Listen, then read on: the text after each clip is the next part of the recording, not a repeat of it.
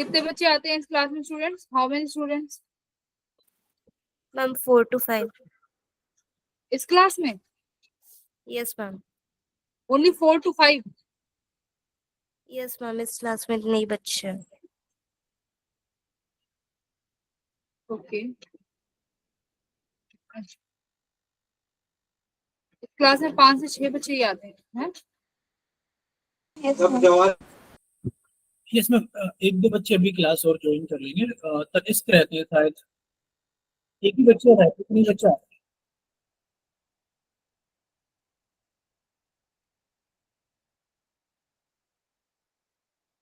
Ma'am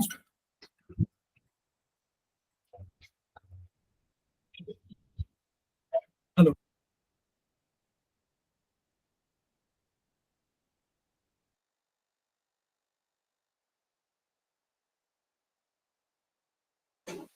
तो फिर तो इतने ही बच्चे आएंगे, क्लास स्टार्ट करें। वेट क्या ही करना है ना।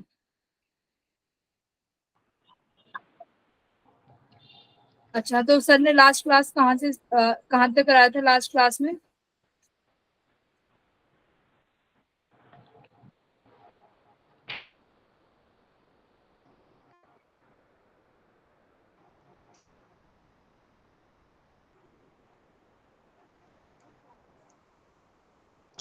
अच्छा, लास्ट क्लास में कहाँ तक सिलेबस हुआ है?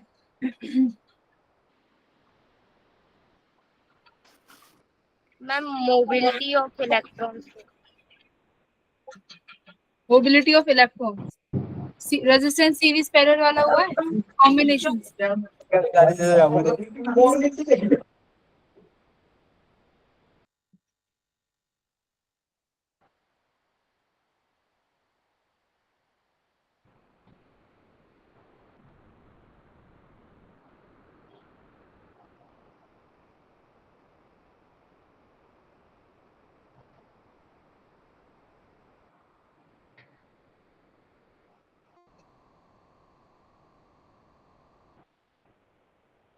ठीक है, क्लास स्टार्ट करते हैं। मतलब सर ने सीरीज पैरेलल वाले नहीं कराए थे कुछ भी हैं? कॉम्बिनेशन ऑफ रेजिस्टेंस सर ने नहीं कराया, राइट? सर ने मुझे बोला था कि आज क्लास में केवीएल और केसीएल स्टार्ट होगा।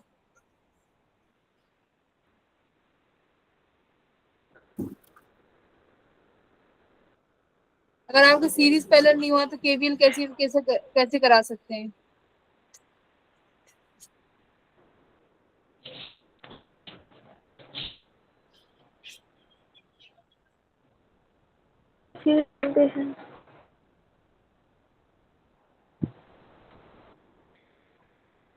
अच्छा, रेजिस्टेंस वाले क्वेश्चन तो कर लिए होंगे ना, R equal to rho L by A करके, ऐसे करके। Yes ma'am. तो दो एक क्वेश्चन है, ये वाला क्वेश्चन है, ये दो क्वेश्चन सॉल्व करो।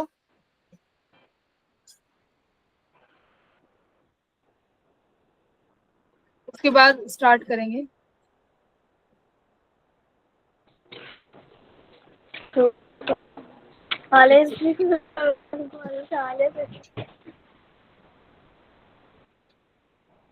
आप चैट बॉक्स में लिखिए, मुझे आपकी किसी की भी आवाज ना क्लियर नहीं है।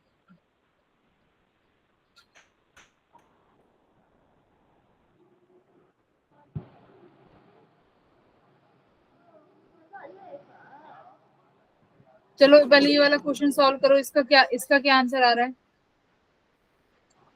ओह, स्क्रीन इज नॉट विजिबल। एक second.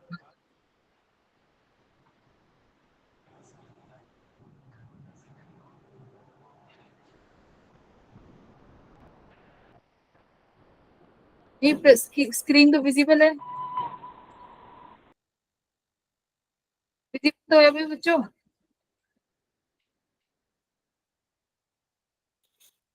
Yes ma'am, it is visible.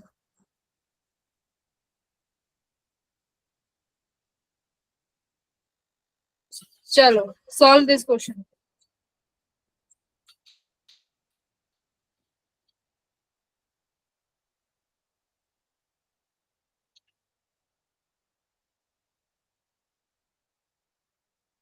Solve करो भाई।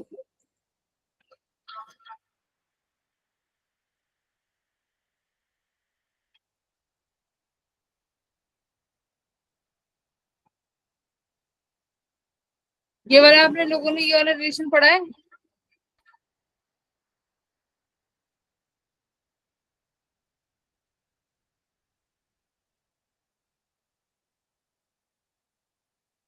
क्या बोलो? मैम ऑप्शन सी आ रहा है। ये वाला रिलेशन सर ने करा दिया? ये वाला रिलेशन, ड्रिफ्ट वेलोसिटी वाला रिलेशन। मैम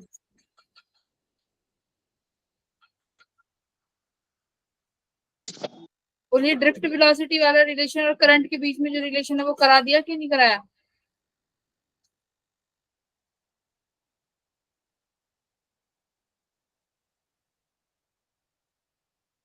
बच्चों मेरी स्क्रीन तो विजिबल है, देखो तुम्हें नहीं दिख रही तो इसमें मैं कुछ नहीं कर सकती।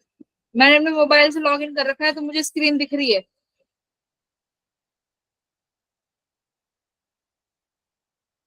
एक बार डिस्कनेक्ट करके दोबारा ज्वाइन कर लो, हो सकता है नेटवर्क में कनेक्शन, नेटवर्क इशू हो तुम्हारा कुछ।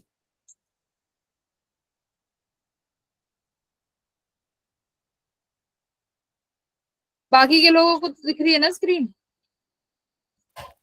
Yes ma'am. हाँ, तो चलो इसका आंसर आपको चैट बॉक्स में करने हैं। देखो इसमें डायरेक्ट देखो क्या है कि दो वायर्स को हम लोगों ने सीरीज में जोड़ा है, और सीरीज में क्या होता है, करंट की वैल्यू क्या होनी चाहिए सीरीज में?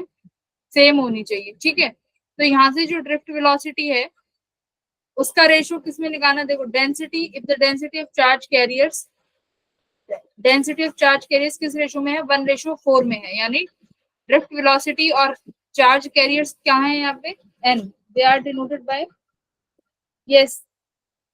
आपके नेटवर्क में इशू है मिसअप, आप दोबारा रिकनेक्ट कर सकते हो।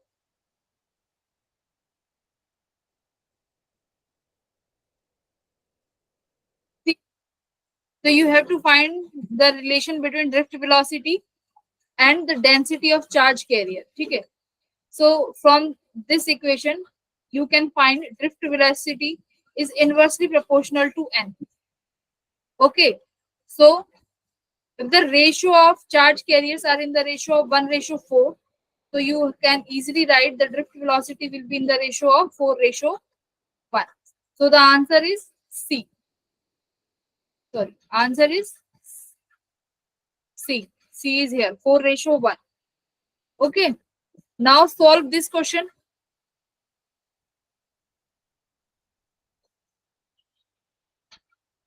This question.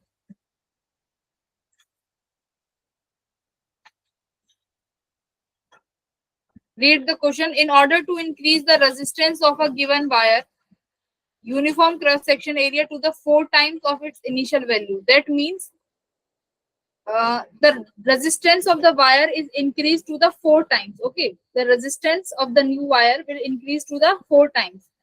How the resistance will increase? The fraction of the length is stretched. That means you have to increase the length so that the resistance of the wire will be changed. So how much the length will be changed so that the new resistance will be 4 times of the initial resistance. So see what the question is saying. You have to change 3/2 times of the original length so that and then you have to find the value of the fraction. जो बाकी के बच्चे हैं भाई वो English में पढ़ते हैं, हिंदी में? सर किस में पढ़ाते हैं बताओ? Ma'am in both languages. Shikha बताना, सर किस में पढ़ाते हैं, हिंदी या English? Ma'am both. Okay ma'am English. तो अब देखो, अब हिंदी वाले सुन लो भाई, ये क्या कह रहा है क्वेश्चन कि आपके पास अगर कोई एक लेंथ एल का एक पहले क्या था, एक वायर था। अब हमने क्या किया, उस वायर के किसी एक फ्रैक्शन को लिया, उस वायर के एक फ्रैक्शन को लिया और उसको क्या किया, स्ट्रेच किया। If you stretch the fraction of the wire, the new length will change to 1.5 of L, right? And the new resistance will increase to 4 times of the initial resistance R. Now you have to find the initial fraction. Suppose the initial fraction is X, so this length will equals to L minus X. Okay, तो अब क्या कह रहा है, ये जो X fraction की length है, मैंने माना इस फ्रैक्शन की लेंथ को हम लोगों ने इंक्रीज किया। कितना इंक्रीज करना पड़ेगा कि बच्चों मेरी जो नई लेंथ है वो 1.5L हो जाए। दैट मीन्स ये फ्रैक्शन आपको कितना इंक्रीज करना पड़ेगा, 0.5 टाइम्स ऑफ L। यहां तक किसी को प्रॉब्लम? ये फ्रैक्शन अगर B2C वाला कितना मैंने इंक्रीज किया, x प्लस 0.5 ऑफ L। ठीक है, अब इसके बाद देखो, अब आपके पास जो न्यू रेजिस्टेंस है वो 4 टाइम्स है इनिशियल वाले का। ठीक है, अब देखो एक तो आपके पास ये वाला रेजिस्टेंस हो गया जो A to B वाली लेंथ है, जिससे हम लोगों ने कोई छेड़खानी नहीं करी है। ठीक है, ये एज इट इज है। ये कितनी थी, L माइनस एक्स। अगर टोटल L है और एक फ्रैक्शन को चेंज कर दिया जो मैंने माना x है, तो ये कितना हो गया, L माइनस एक्स। और ये वाली कितनी हो जाएगी, इसका रेजिस्टेंस कितना हो जाएगा, B2C वाली का रो L बाय ए होगा ना, तो लेंथ कितनी हो गई, x प्लस 0.5L। तो आप लोगों ने यहाँ पे x प्लस 0.5L जो लेंथ है उसकी वैल्यू रख दी। अच्छा, जब आप लोगों ने लेंथ चेंज करी दैट मीन्स उसका एरिया भी चेंज होगा। एरिया कितना हो जाएगा उसका, a डैश। ठीक है, अब a डैश कैसे निकालोगे, आपको पता होना चाहिए कि जब आप किसी भी वायर की लेंथ को चेंज करोगे तो उसका वॉल्यूम क्या रहना चाहिए, volume should be constant, right. अगर उसकी लेंथ को स्ट्रेच करोगे तो उसकी रेडियस क्या हो जाएगी, कम। तो यहां से देखो अब आपको क्या निकालना पड़ेगा, B2C वाले का वॉल्यूम को कंजर्व करना पड़ेगा, इनिशियल और फाइनल। अच्छा, इनिशियल कितनी लेंथ थी, x, और एरिया कितना था, सपोज करो a। फाइनल लेंथ कितनी हो गई, x प्लस 0. अब देखो नेक्स्ट पेज पे देखो, ठीक है, यहाँ पे देखो ये मैंने लगाया हुआ है यहाँ पे ये वॉल्यूम कंजर्वेशन। ठीक है, कि वॉल्यूम क्या रहना चाहिए मेरा, कंजर्व रहना चाहिए। तो देखो इनिशियली कितनी लेंथ थी x, एरिया भी a था, बाद में क्या किया, लेंथ को हम लोगों ने 0.5 से बढ़ा दिया, राइट। अब एरिया कितना हो गया, a डैश। तो यहाँ से a डैश की वैल्यू आप लोगों ने फाइंड कर ली, एक्स ए बाय एक्स प्लस 0.5L। ठीक है, अब ये वाली वैल्यू को क्या कर दो, जहां लास्ट में ये a डैश की वैल्यू थी, यहाँ पे a डैश की जो वैल्यू है यहाँ पे इस वैल्यू को पुट कर दो। ठीक है, यहाँ से आप सॉल्व करोगे तो आपके पास क्या हो जाएगा, a की वैल्यूज हैं जो वो कैंसिल हो जाएंगी, आपके पास जो डेंसिटीज हैं वो कैंसिल हो जाएंगी क्योंकि वो चेंज नहीं होगी। तो x की टर्म में और l की टर्म्स में आंसर आ जाएगा। दैट मीन्स इनिशियली जो आपकी लेंथ थी, जो फ्रैक्शन आप लेके चल रहे थे वो कितना होगा, 1/8 ऑफ L। ये सॉल्व कर लो, ये कैलकुलेशन सॉल्व करो।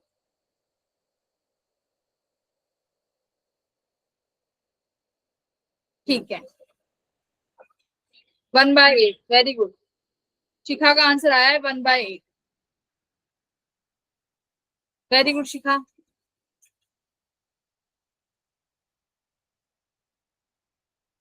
Solve this question. इस वाले क्वेश्चन में क्या करो, रेजिस्टेंस की वैल्यू निकालो। कोई बात नहीं मिस, अब इसमें देखो आपको रेजिस्टेंस निकालना है एक्स वाई और जेड तीनों में अलग अलग। सॉल्यूशन को मत देखो, वैसे समझ में भी नहीं आएगा, खुद से सॉल्व करो। एक्स एक्सिस, वाई एक्सिस और जेड एक्सिस तीनों में रेजिस्टेंस निकालो।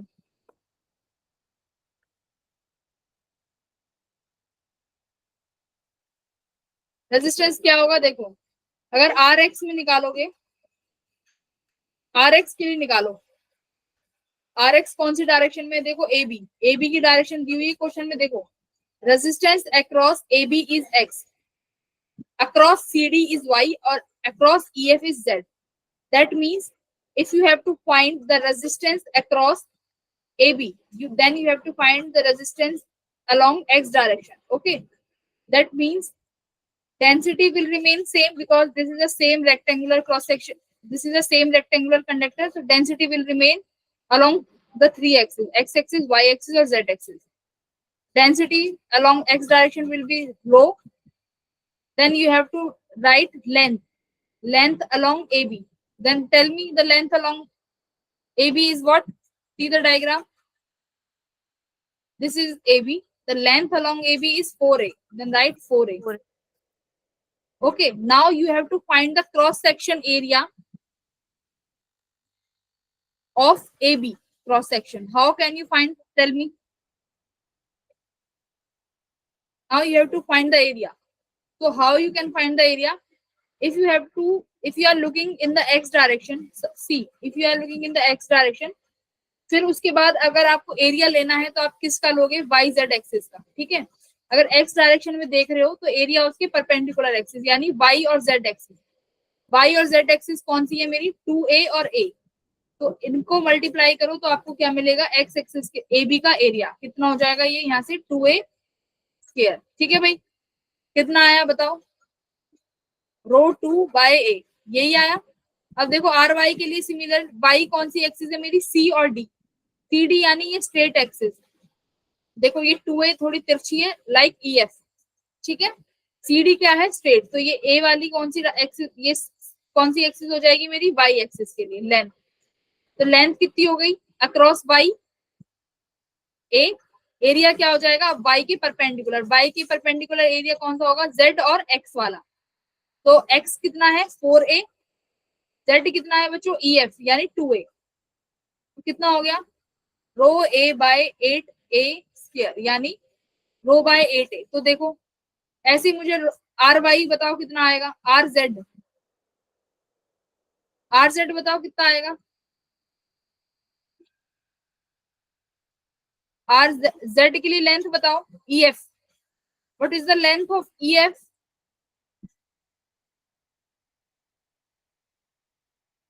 हाँ जी बताओ लेंथ बताओ EF के अक्रॉस,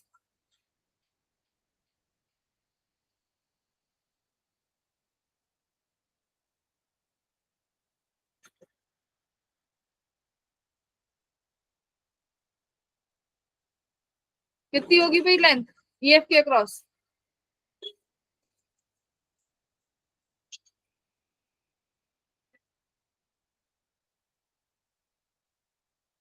ठीक है सही एकदम, कितनी होगी 8। एरिया कितना हो जाएगा, अब जेड डायरेक्शन में ले रहे हो तो उसके परपेंडिकुलर डायरेक्शन में एरिया निकालेंगे, कौन सा डायरेक्शन, जेड के परपेंडिकुलर कौन सी एक्सिस होंगी, एक्स वाई। तो एक्स वाई का एरिया निकालो, एक्स कितनी है 4a और वाई कितनी है a, तो ये हो गया 4a स्क्वायर, सॉरी वाई कितनी है हमारे पास, जेड में निकाल रहे हो तो एक्स का एरिया और वाई का एरिया, एक्स कितना है, that is 2a, this is 4a square, ठीक है। ए से ये a कैंसिल हो गया, ये कितना आ गया आपके पास ρ/4a। अब मुझे बताओ सबसे कौन सी वैल्यूज ग्रेटर है, कौन सी वैल्यूज स्मॉल है, तीनों का एरिया निकाल लिया। ये देखो ये 1 ये 2 टाइम्स है तो सबसे बड़ा तो x हो गया, तो यानी b और d में से कोई ऑप्शन होगा।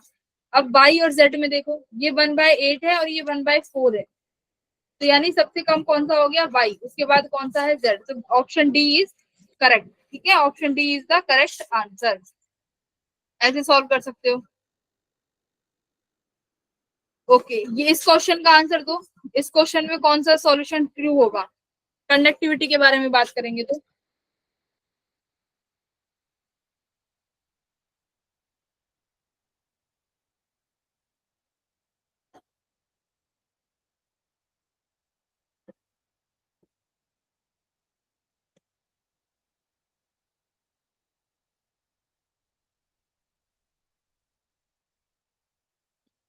आयशा बताओ, आयशा सेमीकंडक्टर्स में और सेमीकंडक्टर की जो रेजिस्टिविटी है और जो टेम्परेचर है उनके बीच में क्या रिलेशन होता है, अगर मुझे बताओगी। सेमीकंडक्टर में टेम्परेचर और रेजिस्टिविटी में क्या रिलेशन होता है मुझे बताओ।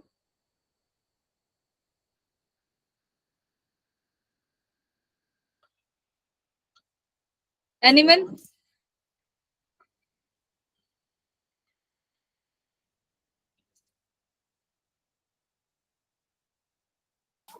Ma'am, first statement is true. First statement is true, Ayesha किसने बोला, आयशा इज सेइंग कि फर्स्ट स्टेटमेंट इज ट्रू। तो देखो फर्स्ट स्टेटमेंट क्या कह रहा है, the resistivity of A semiconductor decreases with increase of temperature. ये कह रहा है कि अगर हम एक सेमीकंडक्टर है मेरे पास, सेमीकंडक्टर क्या होते हैं, जैसे आपके पास सिलिकॉन हो गया, ठीक है, यानी मेरे पास एक सिलिकॉन है।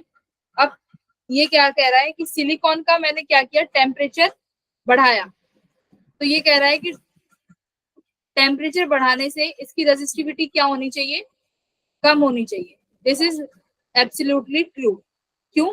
देखो जो हमारे पास सेमीकंडक्टर्स होते हैं ये कैसे बॉन्ड्स बनाते हैं, ये बनाते हैं कोवलेंट बॉन्ड, ठीक है। अब ये कोवलेंट बॉन्ड्स बनाएंगे, अब जैसे ही आप टेम्परेचर को इंक्रीज करोगे तो कोवलेंट बॉन्ड क्या हो जाएंगे, टेम्परेचर के बढ़ाने पे कोवलेंट बॉन्ड ब्रेक होने स्टार्ट हो जाएंगे, ठीक है। कोवलेंट बॉन्ड जैसे ही ब्रेक होंगे तो उनके पास क्या रिलीज हो जाएंगे, number of free ions, electrons. तो जैसे ही हमारे पास फ्री इलेक्ट्रॉन्स बढ़ेंगे बॉन्ड्स के टूटने के बाद, तो सिंपल सी बात है करंट का फ्लो बढ़ेगा। दैट मीन्स करंट बढ़ेगा तो रेजिस्टेंस क्या हो जाएगा, कम। तो सेमीकंडक्टर के केस में क्या होगा, रेजिस्टेंस कम हो जाएगा जब आप टेम्परेचर को बढ़ाओगे। तो first statement is true.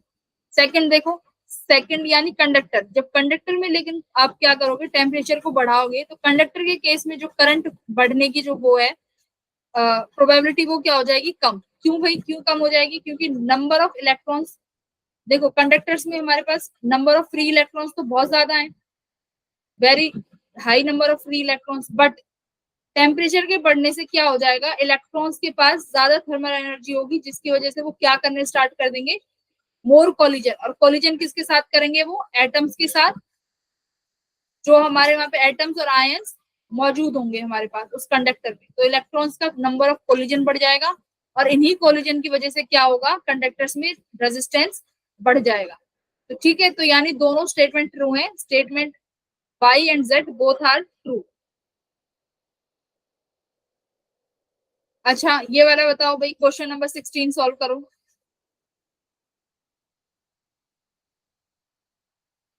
Everyone solve the question number 16। क्या कह रहा है ये कह रहा है कि एक non uniform cross section area है, नॉन यूनिफॉर्म तो देख रहे हो ना, क्या कर रहा है, इसकी लेंथ वेरिएबल है, यानी सेम नहीं है हर पॉइंट पे, ठीक है। तो क्या कह रहा है, बट करंट कैसा फ्लो कर रहा है, स्टेडी करंट, यानी हर पॉइंट पे करंट की वैल्यू क्या होने वाली है, सेम होने वाली है। स्टेडी करंट का मतलब क्या होता है, स्टेडी करंट का मतलब समझो क्या होता है, स्टेडी करंट का मतलब है बेशक आपके पास नॉन यूनिफॉर्म क्रॉस सेक्शन हो,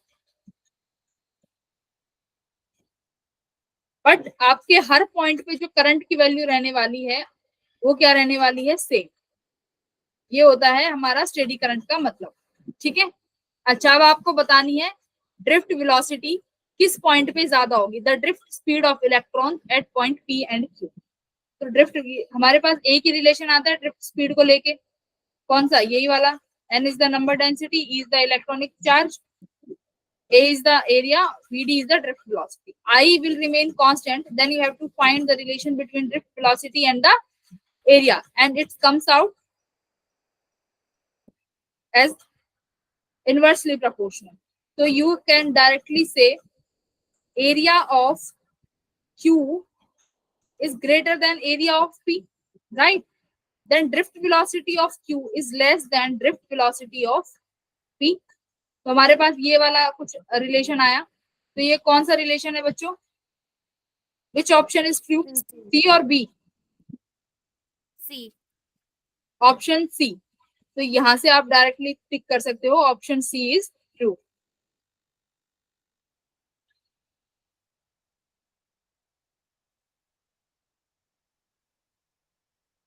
अच्छा बच्चा ये वाला क्वेश्चन करो, कि मैंने सब में सॉल्यूशन क्यों लिख दिए, ये पहले क्योंकि मैंने सॉल्व कराए ना अपने बच्चों को। चलो बताओ कैसे होगा, ये सॉल्व करो इसको। इसमें कह रहा है कि एक रेजिस्टेंस है एक वायर का जो 20 ओम है। अब क्या करा, मैंने उस वायर को इनिशियल लेंथ से 3 गुना लंबा खींच दिया, ठीक है, उस लेंथ को लंबा खींच दिया 3 गुना। अब आपको बताना है कि वो जो तार होगी, जो वायर होगा, उसका न्यू रेजिस्टेंस कितना आएगा। सॉल्व करो, न्यू रेजिस्टेंस कितना आना चाहिए। देखो जब भी ऐसे क्वेश्चंस आए कि लेंथ और वायर को इतना बढ़ा दिया, तो इनको कैसे करना है, वॉल्यूम कांस्टेंट रख के करना है, ठीक है। अब देखो वॉल्यूम क्या रहनी चाहिए, कांस्टेंट। तो रेजिस्टेंस का फॉर्मूला क्या होता है आपके पास, रो एल बाय ए। अब आपके पास लेंथ और एरिया, यहाँ पे आपको दोनों चीज चेंज करनी पड़ेंगी अगर आप चाहते हो कि एक ही चीज में आंसर आ जाए। तो देखो ऐसे क्वेश्चंस में क्या करो, इसने लेंथ में आपको चेंज दिया है तो सिर्फ इस इक्वेशन को आप लेंथ में ही रखो। कैसे, मल्टीप्लाई ऊपर भी लेंथ से, यहाँ भी लेंथ से। तो रेजिस्टेंस की वैल्यू देखो क्या आई, रो, ये ऊपर हो गया एल स्क्वायर, और एरिया इंटू लेंथ क्या हो जाएगा, वॉल्यूम। अब मैंने क्या बोला है, वॉल्यूम क्या रहेगा, कांस्टेंट। तो देखो ये वाली आपके पास इक्वेशन आ गई, वॉल्यूम रहेगा आपका फाइनल और इनिशियल वॉल्यूम सेम रहेगा, ठीक है। अब एल कितनी टाइम्स चेंज हुआ है, 3 टाइम्स। तो देखो नया आर डैश किसके बराबर आएगा, रो भी सेम रहेगा, वॉल्यूम भी सेम रहेगी। ये एल, जो एल डैश है वो किसके बराबर हो जाएगी, यहाँ से देखो एल डैश कितनी हो गई, 3 टाइम्स ऑफ एल। तो यहाँ पे 3 टाइम्स ऑफ एल करके स्क्वायर कर दो। आर डैश कितना आ गया भाई, 3 3 जा 9 L square by rho by B, और ये वैल्यू किसकी है, आर की। तो आर डैश कितना आ गया, 9 times of initial resistance R. Initial resistance R कितना गिवन है, 20। तो कर दो 9 इंटू 20, कितना आंसर आ गया, 180 ओम। तो this 8 B question is the correct answer. ठीक है भाई, ये यहीं पे ही है ना सर, यही तो कराया था सर ने लास्ट क्लास में, और क्या कराया था, yes मैम यही कराया था। यही तो। ठीक है, अच्छा जी, अब ये वाला क्वेश्चन करो।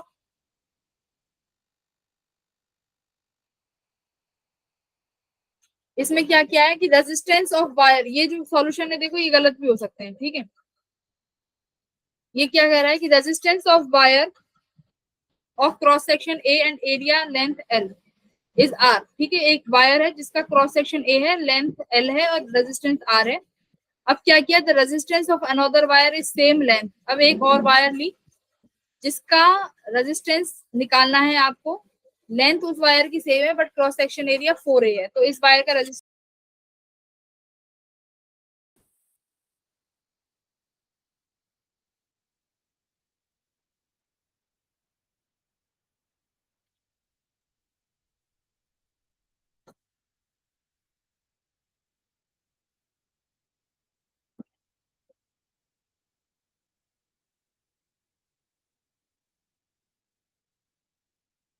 हाँ जी बताइए बच्चों।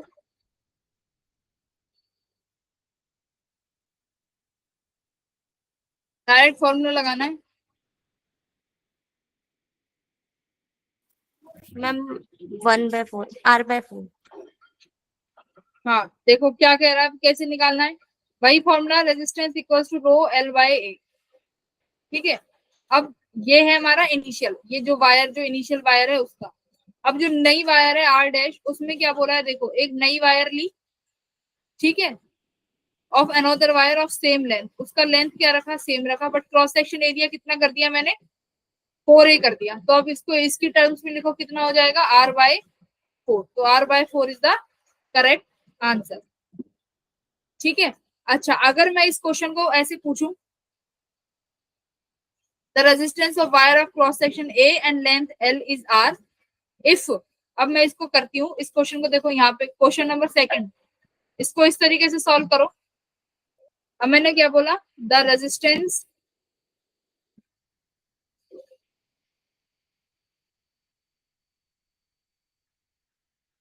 Of cross section A and length L, ठीक है। Now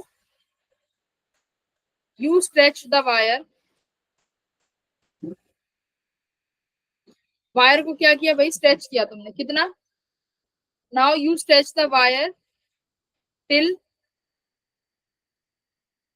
it's length became 4l, right. अब मैं 4 टाइम्स मैंने इंक्रीज कर दी। Now find new resistance of wire. चलो इस क्वेश्चन को अगर ऐसे करते हैं तो कैसे करोगे, अब आपको न्यू रेजिस्टेंस फाइंड करना है। पुराना कितना था, the resistance of cross section of wire is a and length is L, और उसका रेजिस्टेंस कितना है, आर। अब न्यू रेजिस्टेंस फाइंड करना है। 4r। सॉल्व करो, यानी अब आपने वायर को स्ट्रेच कर दिया।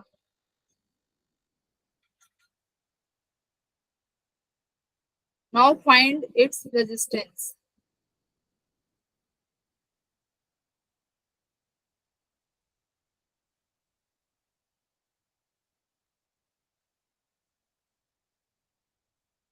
अच्छा लेंथ क्या है ना, रुको, लेंथ का तो अभी तुमने एक क्वेश्चन सॉल्व किया है। अच्छा एक क्वेश्चन इसमें ये करो कि लेंथ इंक्रीज कर दी, ये ए, और बी पार्ट करो, बी पार्ट करो कि क्या चेंज कर देती हूँ, क्रॉस सेक्शन 4A कर देती हूँ। दोनों का आंसर बताओ। क्रॉस सेक्शन 4A कर दिया।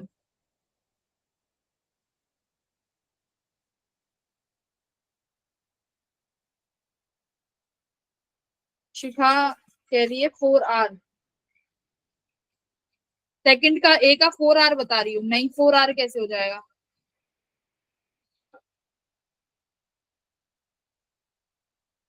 वायर को स्ट्रेच किया है ना, वायर स्ट्रेच करते करते कितनी होगी, 4L हो गई, तो N स्क्वायर L हो जाएगा। वो कितना हो जाएगा, 4 टाइम्स ऑफ 4। अभी ये वाला क्वेश्चन कराया था, इसमें देखो क्या निकलवाया, जब लेंथ स्ट्रेच करी है तो कितना आ गया, L स्क्वायर करा है, तो इसमें भी जब लेंथ को स्ट्रेच करोगी कितना, देखो भाई शिखा, जब लेंथ को स्ट्रेच किया कहां तक, 4L तक, तो नया रेजिस्टेंस कितना आना चाहिए, L square. हाँ L स्क्वायर, तो कितना हो जाएगा 16 टाइम्स ऑफ इनिशियल R, तो कितना हो जाएगा L स्क्वायर, यानी 4 4 जा 16, तो बाकी सेम वही फॉर्मूला, ये कितना हो जाएगा, इसकी वजह से 16R हो जाएगा, राइट। अच्छा अब क्रॉस सेक्शन एरिया के लिए निकालो, क्रॉस के लिए कितना आएगा,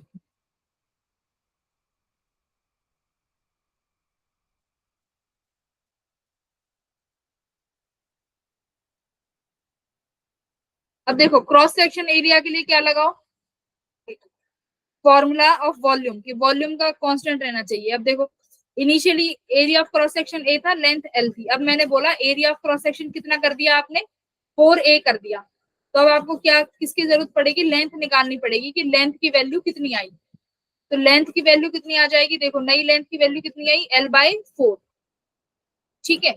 और अगर ये नहीं करना चाहती हो कि लेंथ की आवश्यकता ना पड़े, तो अब इसी में देखो क्या करो, ये जो फॉर्मूला है, resistance equals to row L/A, अब इसको क्या करो, लेंथ की जगह, जैसे पहले पहले क्वेश्चन में लेंथ लेंथ में रखा था, अब इस क्वेश्चन को एरिया एरिया में रखो, कैसे, देखो रो, यहाँ एरिया में मल्टीप्लाई, और यहाँ एरिया से यहाँ पे एरिया से मल्टीप्लाई, तो ये कितना हो जाएगा A स्क्वायर, और ये क्या बन गई वॉल्यूम, रो V/A स्क्वायर। वॉल्यूम क्या रहने वाली है, कांस्टेंट, तो अब जब एरिया की टर्म्स में आए तो क्या कर देना आपको, 1/A स्क्वायर कर दो, ठीक है। तो ए कितना देखो कितना है, 4 टाइम्स, अब 4 का क्या करना है तुम्हें, एरिया, तो ये कितना हो गया इस केस में R/16, ठीक है, देखा, यानी जब आप लोगों ने एरिया बढ़ा, एरिया इंक्रीज किया तो रेजिस्टेंस कम हो गया R/16, बट वहीं पे अगर लेंथ बढ़ाई 4 टाइम्स तो कितना आ गया 16R। 10 times. समझ में आ गए दोनों क्वेश्चन, इस तरीके से कर सकती हो, उसको 1/A स्क्वायर और उसको डायरेक्ट L स्क्वायर।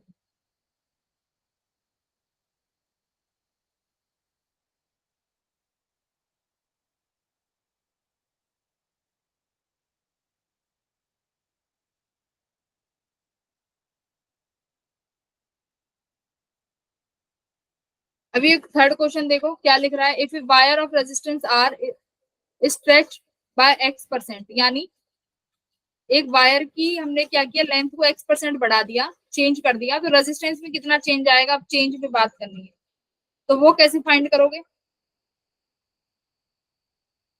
वो कैसे फाइंड करोगे, देखो ये यहाँ पे लिखा हुआ है, ये मैंने भी बताया, resistance L square by B, ये बताया है, वॉल्यूम ये फॉर्मूला डिराइव कराया है।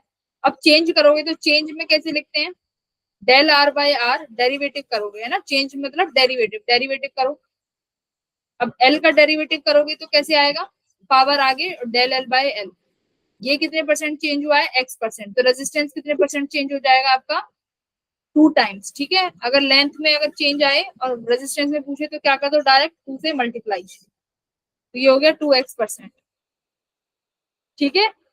अब और देखो एक क्वेश्चन,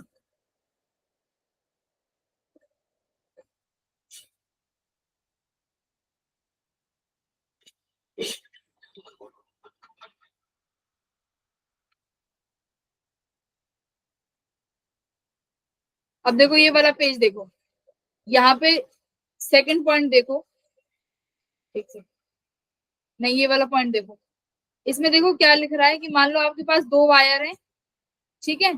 अब उनका आपको मास में रेशो निकालना है, तो आप कैसे करोगे? मान लो कि दो वायर्स ली, दोनों वायर्स का एक का रेजिस्टेंस R1, दूसरे का रेजिस्टेंस है R2, एक की लेंथ L1 और दूसरे की लेंथ है L2, ठीक है। बट डेंसिटी क्या है, मैंने यहाँ पे कंडीशन रखी है कि दोनों वायर्स की डेंसिटी सेम है, ठीक है। अब आपको क्या करना है, इन टर्म्स ऑफ मास उनके रेजिस्टेंस निकालने हैं। तो कैसे निकालोगे? इन टर्म्स ऑफ मास उनके रेजिस्टेंस निकालने हैं, तो कैसे करोगे? ये रिलेशन कैसे आएगा, ये सॉल्व करो।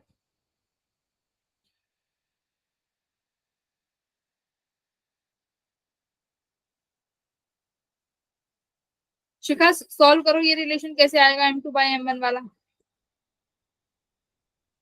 यस मैम कर रही हूँ।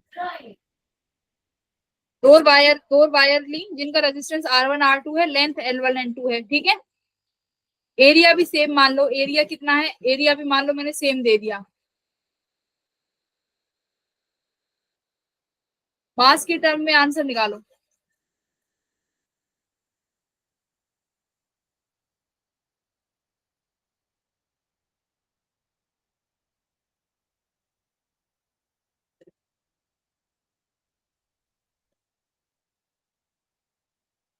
डेंसिटी का फॉर्मूला क्या होता है? मास पर यूनिट वॉल्यूम। और यहाँ पे वॉल्यूम कैसे लिखोगी तुम? एरिया इंटू लेंथ, ये करके। Yes ma'am.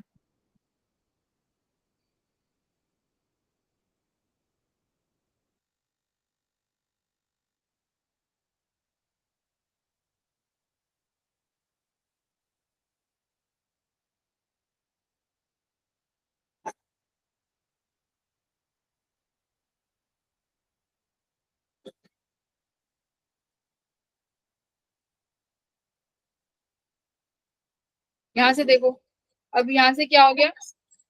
डेंसिटी किसके बराबर आ गई? Mass upon area into length. Area into length किसके बराबर आ गया? मास बाय डेंसिटी, इसके, ठीक है।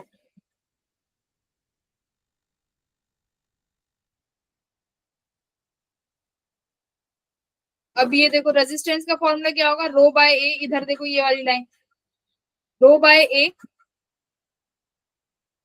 अब आपने क्या किया? डेंसिटी तो सेम है, डेंसिटी तो हटा दो। अब ये L square by area into length.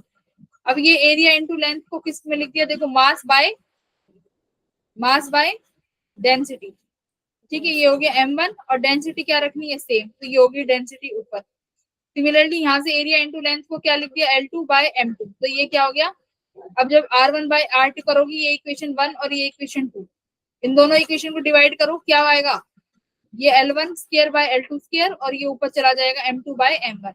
Divide कर दो इक्वेशन 1 को इक्वेशन 2 से, सॉल्व करो, यही आएगा कि नहीं आएगा जो इक्वेशन 4 मैंने लिखी है? यस मैम यही आएगा। डिवाइड करोगी ना इन इक्वेशन को, देखो R1/R2 को डिवाइड किया, equals to L1 square by L2 square हो गया, मल्टीप्लाई, ये M2 ऊपर चला जाएगा और M1 नीचे आ तो गया। इस तरीके से क्या है, अगर मास के टर्म्स में कोई क्वेश्चन आते हैं तुम डायरेक्टली ऐसे सॉल्व कर सकती हो। अच्छा, टेम्परेचर कॉफिशिएंट वाले क्वेश्चन हो गए? नो मैम अभी नहीं हुआ है। टेम्परेचर कॉफिशिएंट वाले, ये आर्ट, ये इस वाले फॉर्मूले पे देखो।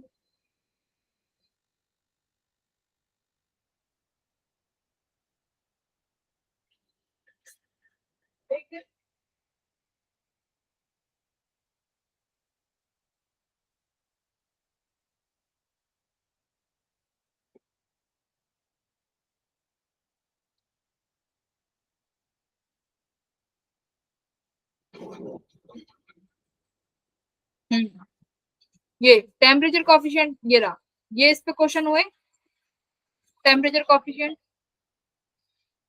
यस मैम हो गए। देखो इसका मतलब क्या है, टेम्परेचर कॉफिशिएंट ऑफ रेजिस्टेंस का तुम्हें ये तो पता है कि मेटल्स के लिए रेजिस्टेंस डिपेंड करता है किस पे? टेम्परेचर पे। टेम्परेचर बढ़ाओगे तो रेजिस्टेंस क्या करेगा? बढ़ेगा, ठीक है। अब मान लो क्वेश्चन में क्या कहता है कि अगर आपको किसी एक टेम्परेचर पे एक वायर का रेजिस्टेंस दे दिया, मान लो ये एक वायर है, इसका 10 डिग्री टेम्परेचर पे रेजिस्टेंस है 0.2। अब मैंने पूछा कि अब आपको फाइंड करना है कि 50 डिग्री सेल्सियस पे इसका रेजिस्टेंस कितना होगा, ये क्वेश्चन आता है। तो इसमें देखो कैसे सॉल्व करोगे। इसके लिए ये फॉर्मूला है हमारे पास। रेजिस्टेंस किसके बराबर हो जाएगा, देखो ये वाला फॉर्मूला, ये डायरेक्ट फॉर्मूला है, ये फॉर्मूला डायरेक्ट है, ये ऑब्जर्वेशनल रीडिंग से ये फॉर्मूला निकाला गया है। इस फॉर्मूले का मतलब क्या है, आर टी क्या है, temperature at T, resistance at temperature T. R T naught क्या है, रेफरेंस टेम्परेचर जहां पे आपको क्वेश्चन में गिवन होगा, जैसे कि ये 10 डिग्री सेल्सियस पे 0.2 है, तो ये आर टी नॉट कौन सा हो गया, ये 0.2 ओम्स, ठीक है। और किस टेम्परेचर पे, टी नॉट टेम्परेचर पे। और टी क्या होगा, जिसका आपका निकालना है आर टी पे, तो यानी एक वैल्यू आपको जो होगी वो अनगिवन होगी, ठीक है। अब यहाँ पे मेन आया अल्फा। ये अल्फा क्या है, देखो ये है रेजिस्टेंस का टेम्परेचर कॉफिशिएंट, मतलब कि अगर 1 डिग्री आपने टेम्परेचर बढ़ाया तो रेजिस्टेंस की वैल्यू कितनी बढ़ गई, ठीक है। इसको क्या नाम दिया है, अल्फा, ये लिखा, alpha is the coefficient of resistance, यानी 1 डिग्री टेम्परेचर बढ़ाने पे कितना आपका रेजिस्टेंस बढ़ गया, तो ये कितना हो गया, per unit change in resistance in increasing per unit degree Celsius, यानी unit change in the resistance in increasing unit Celsius, है ना, कि 1 डिग्री टेम्परेचर बढ़ाने पे रेजिस्टेंस कितना चेंज होगा, वही क्या है मेरी अल्फा की वैल्यू। अच्छा मुझे अल्फा बताओ, सेमीकंडक्टर के लिए नेगेटिव होगा कि पॉजिटिव,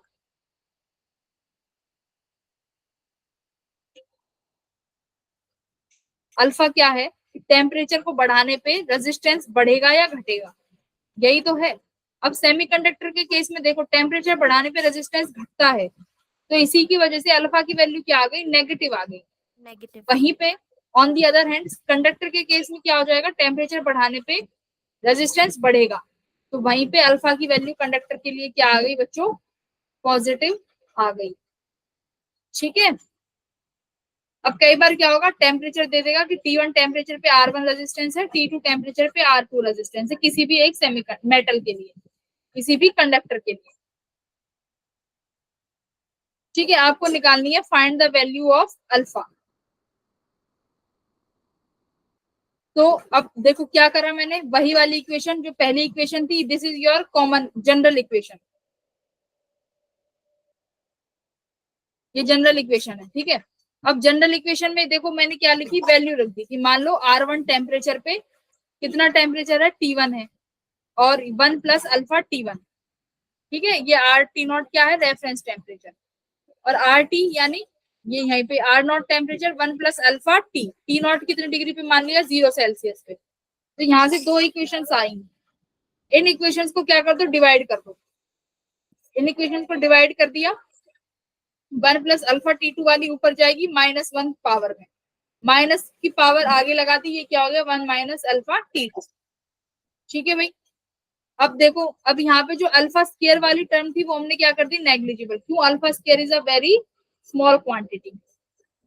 अब R1/R2 को सॉल्व करोगी तो यहाँ से किसकी वैल्यू निकालनी है, अल्फा की, तो यहाँ से आपके पास 2 अल्फा की वैल्यू आई है, इनको अपने नोट्स में लिख लो, नोट्स बना लो इस वाले को, इस वाली के टेम्परेचर रेजिस्टेंस के।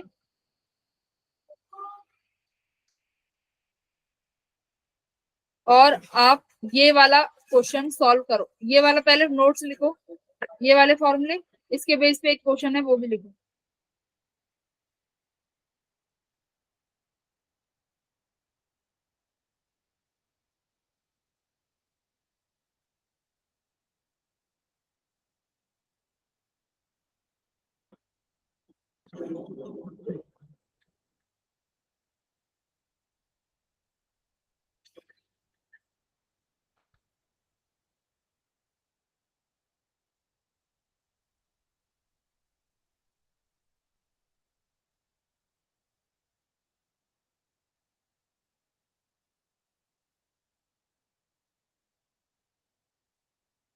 हो गया भाई, नोट कर लिए ये फॉर्मूला। चलो इस फॉर्मूले के बेस पे अब ये क्वेश्चन निकालो।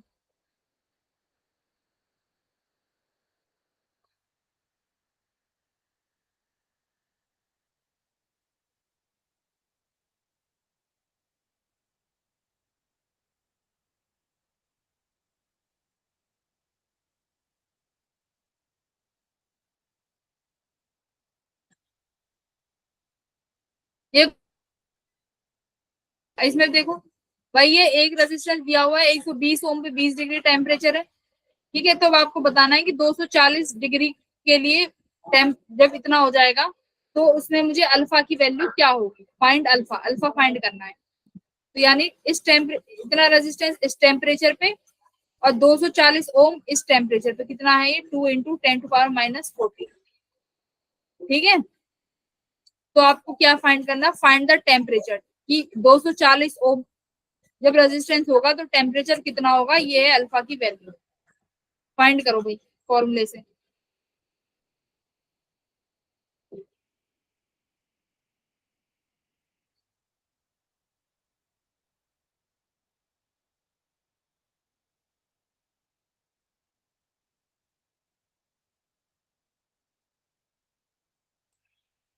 क्लास ले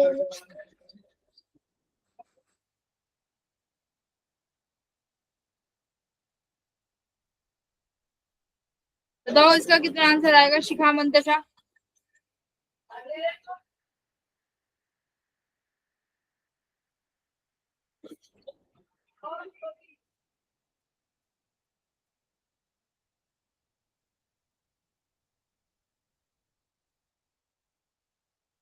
हाँ जी बच्चों, सॉल्व करो ना इस क्वेश्चन को। सब बता दिया, फॉर्मूला भी लिख दिया, ये वाला फॉर्मूला है, या ये फॉर्मूला डायरेक्ट लगाओ, ये फॉर्मूला लगाओ डायरेक्ट, वैल्यूज रखो बस इसमें। R1 minus R2 by T1 minus T2। देखो R1 की वैल्यू भी है, R2 की भी, अल्फा भी है, T1 भी है, बट T2 निकालना है, बस T2 की वैल्यू निकालो।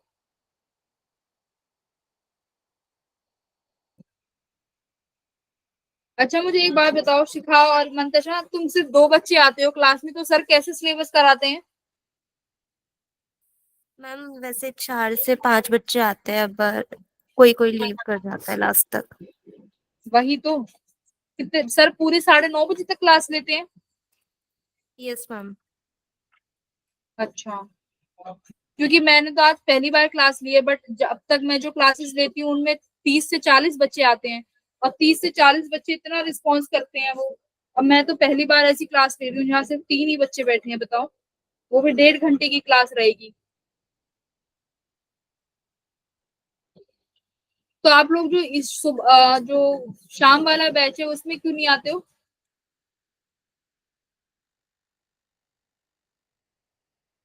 है भाई, क्या शाम वाले बैच में तुम लोग नहीं आ सकते, उसमें आ जाओ। Yes ma'am. कोई बात नहीं, चलो अभी तो ये क्वेश्चन सॉल्व करो दोनों जने।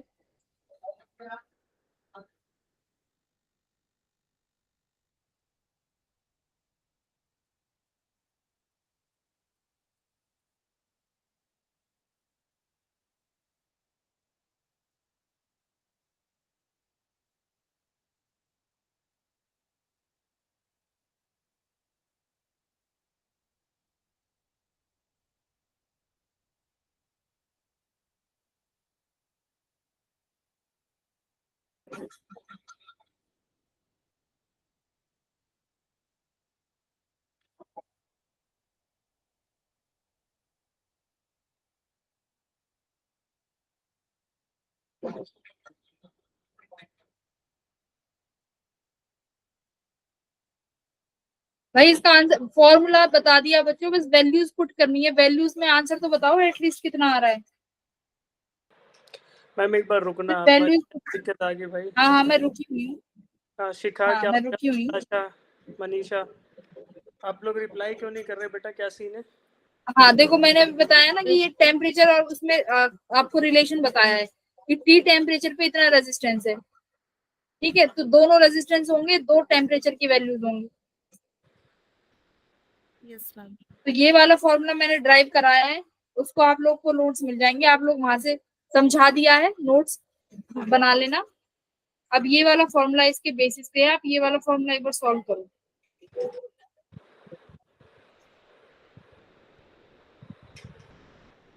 बेटा एम आई ऑडिबल? हाँ यस जी, सर। मैम मैं आया हूँ, नवीन सर आए हैं जरा अभी 1 सेकंड के लिए, सुनो। Am I audible? बच्चा थोड़ा 5020। अरे मैम मैं आया हूँ, नवीन फिजिक्स पढ़ाने के लिए आया हूँ, थोड़ी देर के लिए अच्छा रुको। नवीन सर, हाँ तो क्या क्या सीन हो गया मंताशा शिखा, आप लोग रिप्लाई सर नहीं? देखो बच्चे ही नहीं आते हैं क्लास में, हाँ ये इतने ही लोग आते हैं सिर्फ नकाम। मंतशा और शिखा सर 2 ही बच्चे हैं बस।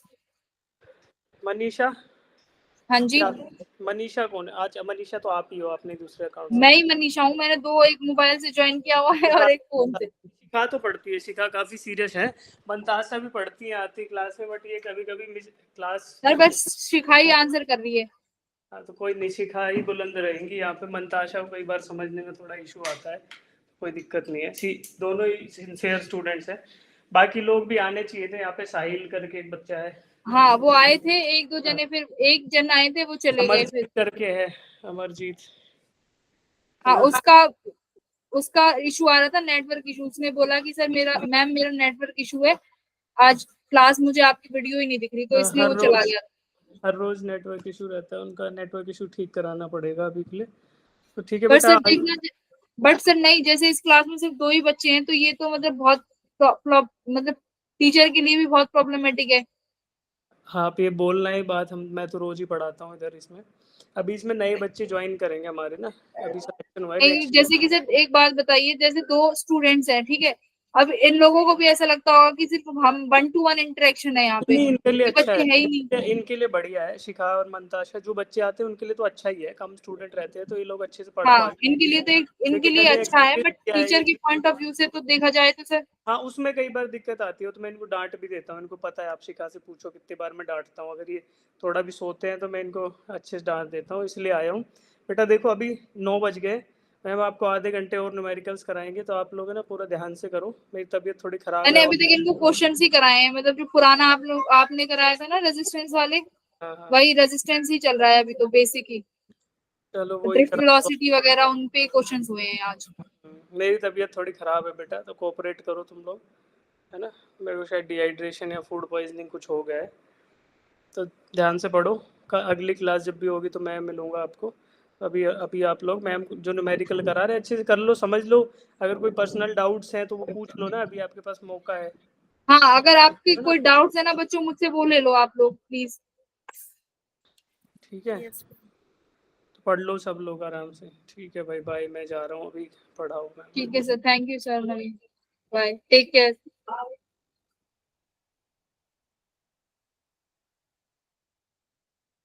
बच्चों अगर तुम्हारे कुछ डाउट्स हैं अभी तक फिजिक्स में कुछ भी इस चैप्टर को लेके, तो आप एक बार मुझसे वो भी पूछ सकते हो।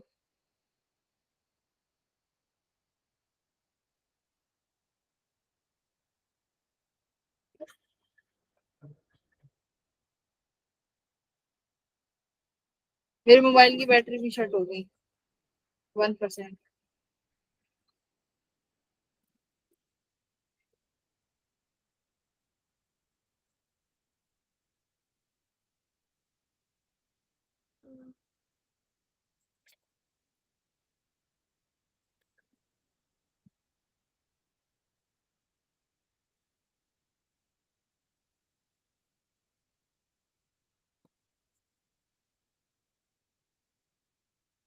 ठीक है, तो इसमें जब आप वैल्यूज पुट करोगे तो इसका आंसर आएगा 5020। ठीक है, अब इसमें R1 R2 क्या है ये देख लो।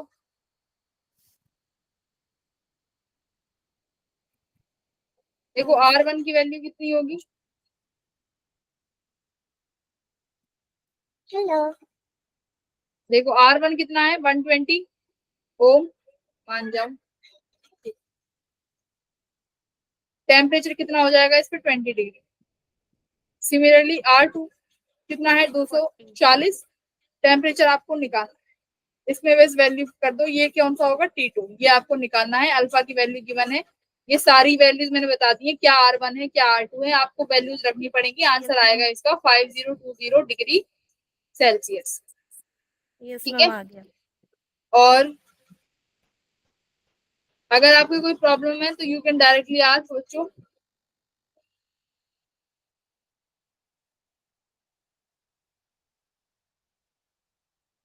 चलो ये वाला क्वेश्चन करो, कॉपर कॉइल, ये भी वैसा ही है, इसमें फॉर्मूला लगेगा RT equals to RT naught 1 plus alpha T minus T। ठीक है, चलो ये वाला फॉर्मूला लगाओ इसमें। यानी आपको क्या निकालना है, यहाँ पे भी अल्फा की वैल्यू निकालनी है, राइट।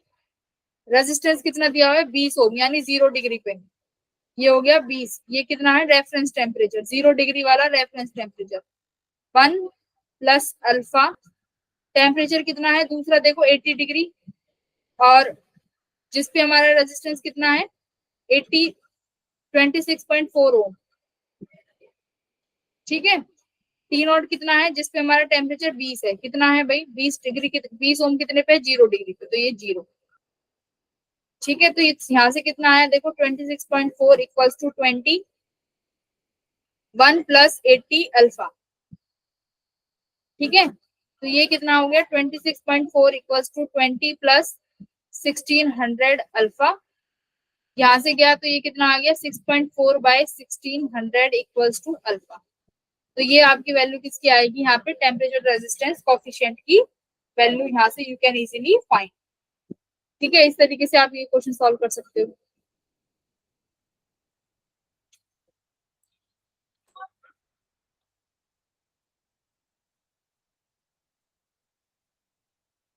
ये वाला क्वेश्चन सॉल्व करो बच्चों, रेजिस्टेंस वाला, 15-10 minute low, solve this question.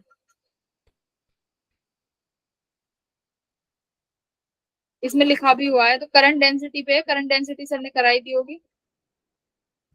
Yes ma'am.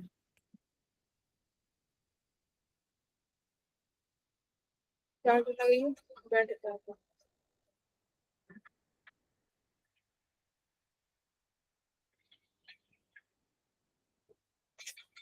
जल्दी लगा।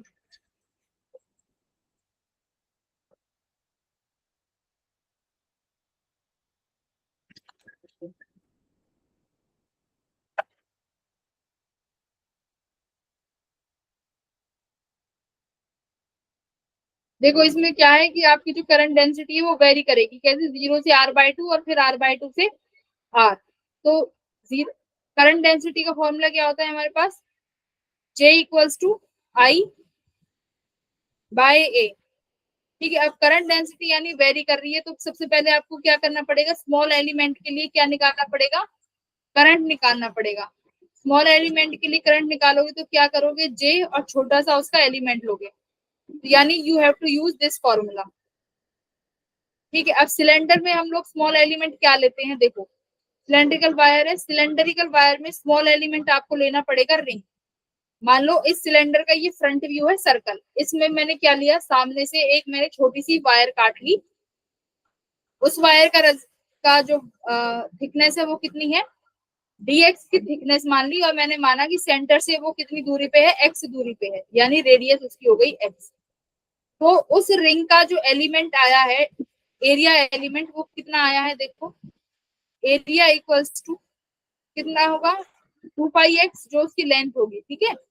x रेडियस है ना, तो उसकी लेंथ कितनी होगी 2πx, थिकनेस कितनी है dx, तो ये क्या हो गया 2πx dx, ठीक है। आपको अब इस वाले फॉर्मूले से आपको मिल गया dA की वैल्यू। अब देखो J की वैल्यू, ये वेरी कर रही है, यानी 0 से r/2, पहले 0 से r/2 लिमिट लगाओ, फिर J की वैल्यू रखो कितनी, J0 x/r-1। अब देखो ये J0 हो गया x/r-1। अब किसकी वैल्यू, dA की वैल्यू कितनी होगी 2πx dx, ओके। अब देखो r/2 से r, अब दोबारा लिमिट लगाइए, क्यों, क्योंकि वैल्यूज चेंज हो गई है, r/2 से r वैल्यू लगाओ। अब देखो J की वैल्यू दोबारा रखो कितनी है, J0 x/r, तो यहाँ पे मैंने क्या रख दी J0 x/r, जो कि यहाँ पे फॉर्मूले में देखो, जो ये यहाँ पे है ना J0 x/r, ये वैल्यू मैंने यहाँ पे रख दी 2πx dx। अब इसको क्या करना है, आप लोगों ने इंटीग्रेट करना है, किसकी टर्म्स में करोगे, dx की टर्म्स में, यानी r क्या हो जाएगा कांस्टेंट, और x को क्या कर दोगे आप इंटीग्रेशन कर दोगे। अब मुझे आप इंटीग्रेशन करके बताओ भाई बच्चों, इसका इंटीग्रेशन करो, इसका पूरा इंटीग्रेशन करके मुझे आंसर चाहिए।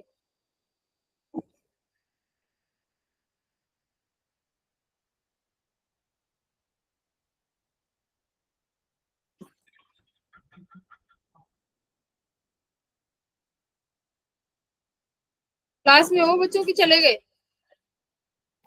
मैम 5/12 पाई J0 r²। कितना आ रहा है इसका,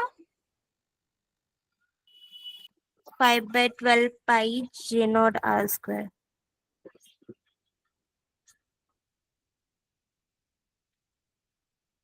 ठीक है ना। पूरा आपको इंटीग्रेशन तो करना आता होगा कि एक्स के टर्म्स में करोगे तो ये एक्स स्क्वायर हो जाएगा यहाँ पे, पर इसका करना पड़ेगा एक्स बाई आर का, कितना होगा X by two, X square by two R हो जाएगा इसका भी, और इसका भी X square by two R हो जाएगा यहाँ से भी। ये एक्स स्क्वायर है तो इसका 3 बनेगा। तो इस तरीके से आप लोग इसको सॉल्व कर सकते हो।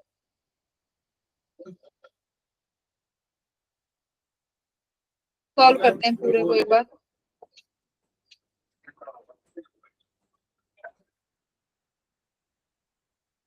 ये हो गया तुम्हारा पुराना रिवीजन जो अब तक सर करा चुके हैं, ठीक है। अब तक मैंने वही रिवाइज कराया जो अभी तक सर ने करा दिया, उससे आगे कुछ नया नहीं कह रहा है। अच्छा, ड्रिफ्ट वेलोसिटी मुझे बताना, ड्रिफ्ट वेलोसिटी क्या होती है एक बार। तुम लोगों को ड्रिफ्ट वेलोसिटी के बारे में क्या पता है मुझे बताओ, ड्रिफ्ट वेलोसिटी क्या होती है, एक्सप्लेन करो। Drift velocity represents the motion of electrons. Motion of electrons. अच्छा, फिर थर्मल वेलोसिटी क्या होती है।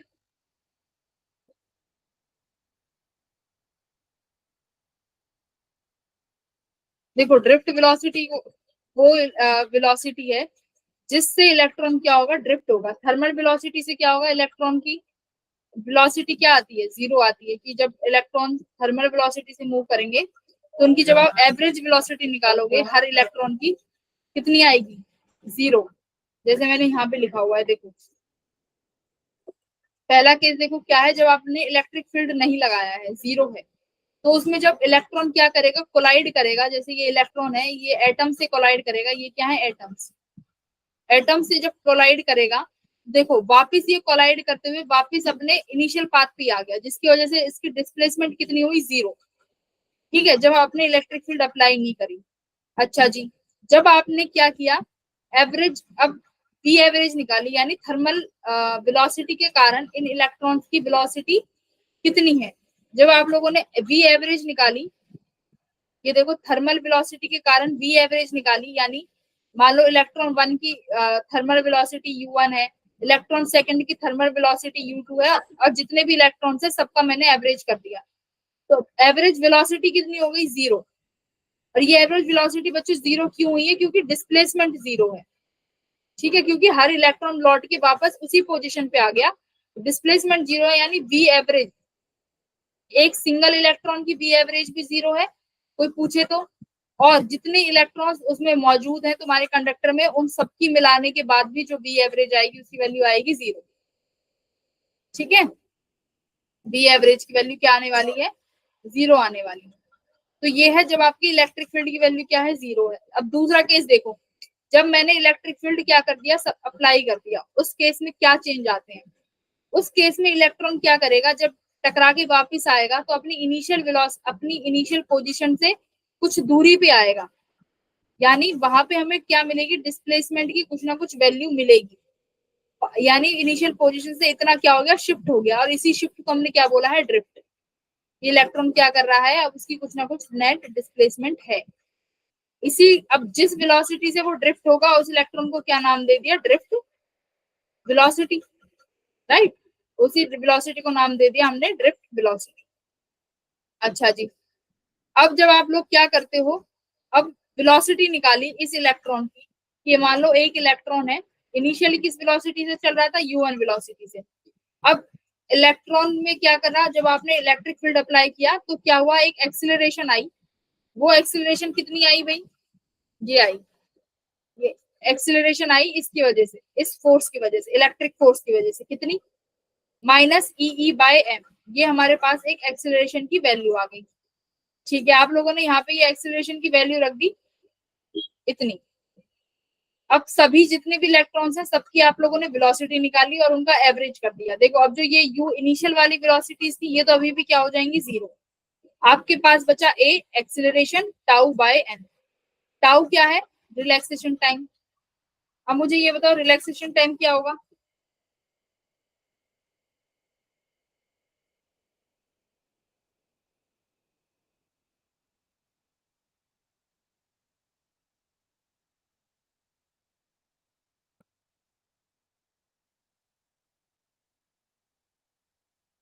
बताओ भाई रिलैक्सेशन टाइम क्या होगा, मतलब क्या होता है रिलैक्सेशन टाइम का?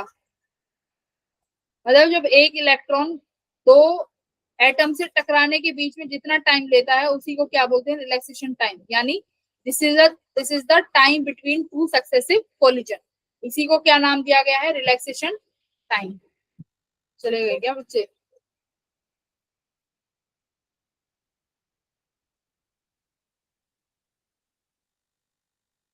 मंतशा खान तुम हो यहाँ पे कि नहीं हो? नहीं पे हो तो रिप्लाई भी तो करो फिर, ऐसे लग रहा है कि मैं ही पढ़ाते जा रही हूँ।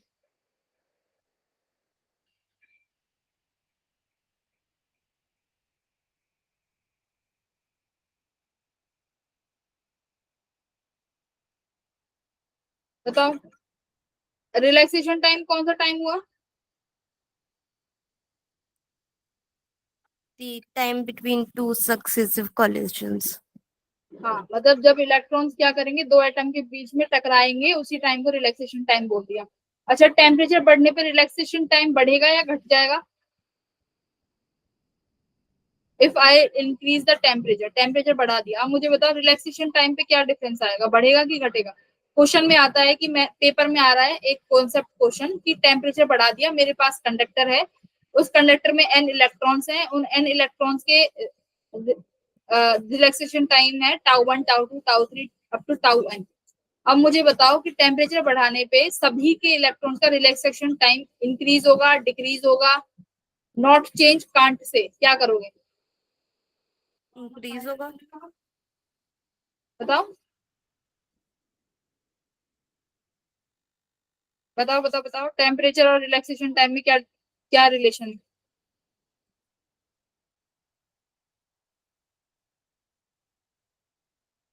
टेम्परेचर और रिलैक्सेशन टाइम में क्या रिलेशन आएगा?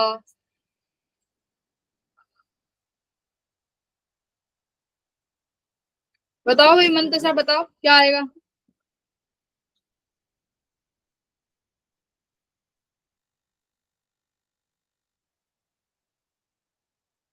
हाँ जी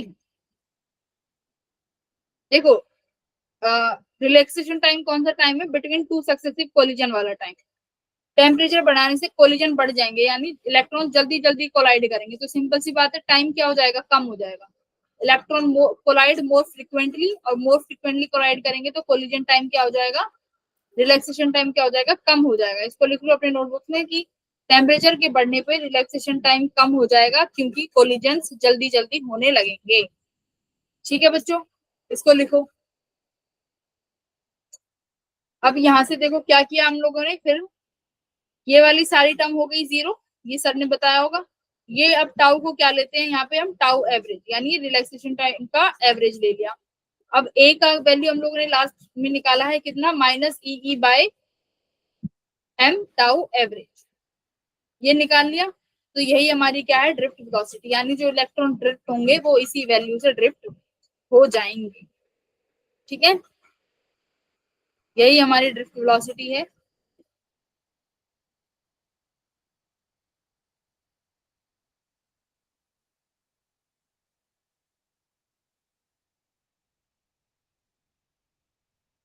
अच्छा इस वाले क्वेश्चन को सॉल्व करो, हो पा रहा है क्या नहीं हो पा रहा? बेसिक सा क्वेश्चन है। एक वायर में करंट की इक्वेशन दी हुई है, आपको बताना है कि इतने सेकंड में कितना चार्ज फ्लो करेगा। ये लास्ट क्वेश्चन है बच्चों, फिर क्लास ड्रॉप करते हैं, ठीक है। ये क्वेश्चन सॉल्व करो, कितना ये सॉल्व हो कैसे किया है मैंने, आंसर मत देखो। ये 2 से 6 सेकंड के बीच में कितना टाइम इंटरवल है और उसमें कितनी आपके पास आई की वैल्यू आई है। रिवीजन क्लास है ना, ये तो रिवीजन क्लास है, तुम पढ़ चुके हो सब, 48। मैंने नया पढ़ाया ही नहीं क्योंकि दो ही बच्चे हैं ना, इस वजह से।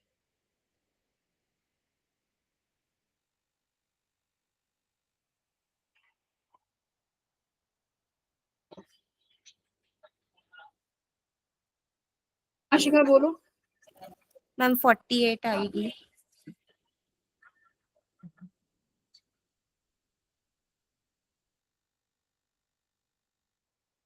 हाँ 48 तक कैसे आया है, आपने इसको इंटीग्रेट किया है, ठीक है, कहाँ से किसके बीच में, इंटरवल में 2 से 6 के बीच में।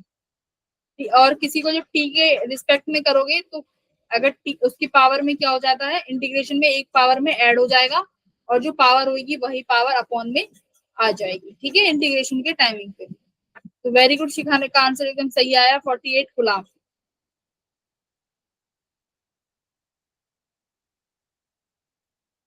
तो अभी तक तो इसमें इतने क्वेश्चन थे, अदरवाइज मुझे तुम्हें नया पढ़ाना पड़ेगा।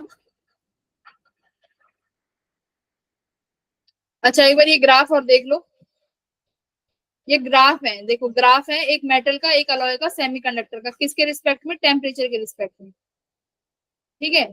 यानी एक्स एक्सिस में मैंने क्या लिया है, टेम्परेचर, एक्स एक्सिस पे टेम्परेचर है और वाई एक्सिस पे क्या है, रेजिस्टेंस और रेजिस्टिविटी।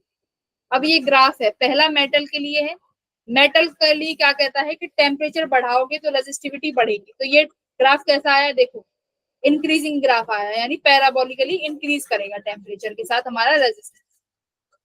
अब ठीक है, ये हो गया मेटल के साथ। अच्छा ये ग्राफ देखो, ये ग्राफ क्या कह रहा है, मुझे इस ग्राफ का मतलब बताओ, सेकंड वाले ग्राफ का मीनिंग समझाओ कोई। Resistivity is constant in the case of alloys. yes, इसके बीच इसका क्या मतलब है कि रेजिस्टिविटी टेम्परेचर के साथ साथ वेरी नहीं कर रही है। देखो यहाँ पे टेम्परेचर है, उतनी ही रेजिस्टिविटी यहाँ पे है, यहाँ पे जो टेम्परेचर है वहां पे भी वही रेजिस्टिविटी है। इसका मतलब क्या है, आप टेम्परेचर इंक्रीज करते जा रहे हो बट आपको रेजिस्टिविटी में कोई भी अंतर देखने को नहीं मिल रहा है। ये क्यों हो रहा है, क्योंकि ये है अलॉयज। अलॉयज के कैम्प, अब क्वेश्चन आए कि अलॉयज में आपका जो अल्फा, अभी मैंने जो पढ़ाया है, अल्फा क्या होता है, temperature coefficient of resistance, right. उसकी वैल्यू क्या होगी, पॉजिटिव, नेगेटिव, कांट से या डिफाइंड वैल्यू होगी। तो इसकी अलॉयज में क्या कर दोगे आप, अल्फा की वैल्यू 0, क्योंकि अल्फा क्या बताया था मैंने, टेम्परेचर के साथ चेंज रेजिस्टेंस का, बट जब चेंज ही नहीं होगा तो ये कितना आ गया, 0, ठीक है। मुझे एक आध अलॉय के नाम बताओ। Brass. ब्रास, नहीं ऐसा अलॉय जो जिसके लिए ये ग्राफ वैलिड हो, जैसे आपका क्या है, कांस्टेंटन है, ठीक है, तो ये वाला इसके लिए वैलिड है। और 2-3 और जो नाम है वो नाम चेक करो और मुझे बताना कि और कौन कौन से हैं, ठीक है। अब सेमीकंडक्टर के केस में देखो क्या है, उल्टा, कि आप टेम्परेचर बढ़ा रहे हो बट रेजिस्टिविटी क्या हो गई, कम हो गई। देखो टेम्परेचर के साथ साथ रेजिस्टिविटी क्या होती जा रही है, देखो कम होती जा रही है, ठीक है। तो ये वाला ग्राफ आ गया सेमीकंडक्टर के लिए। तो यहाँ से भी आप लोग याद कर सकते हो कि टेम्परेचर और रेजिस्टेंस एक दूसरे के साथ किस रिलेशन में वेरी करेंगे। बच्चों सही रिवीजन क्लास चल गई।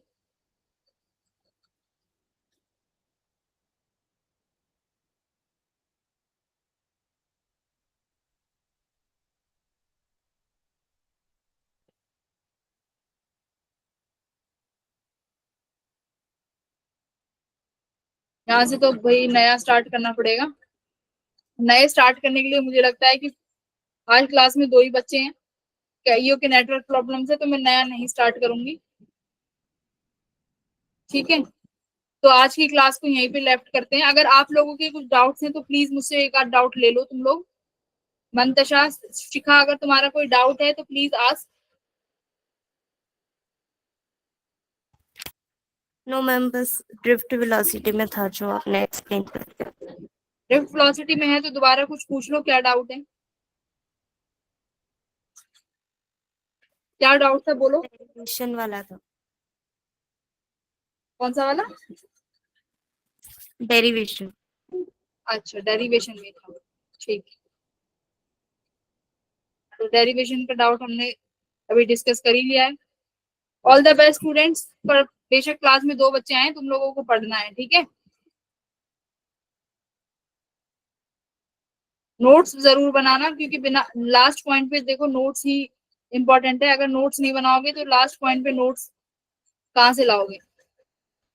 और खुद की हैंडराइटिंग इजी जल्दी समझ में भी आती है, ठीक है।